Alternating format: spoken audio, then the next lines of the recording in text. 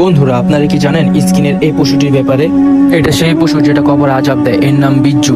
এটি গুনাহগার ব্যক্তির কবরকে গর্ত করে কবরের ভিতর ঢুকে যায় আর গুনাহগার ব্যক্তির পুরো শরীর খেয়ে ফেলে।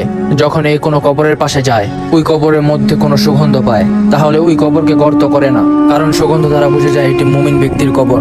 আর কবর থেকে যদি সুগন্ধ না আসে, তাহলে প্রাণীটি সেই কবরে ঢুকে যায় আর পাপী ব্যক্তির শরীর আস্তে আস্তে খেতে থাকে। এই গন্ধ শুধুমাত্র প্রাণীটি অনুভব করতে পারে।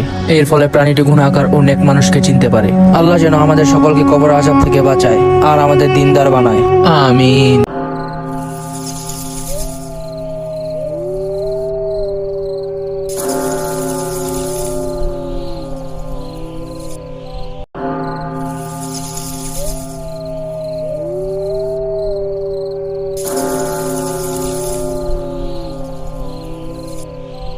এইরকম আরো নতুন নতুন ভিডিও পেতে চ্যানেলটি লাইক, কমেন্ট আর সাবস্ক্রাইব করে দেবেন।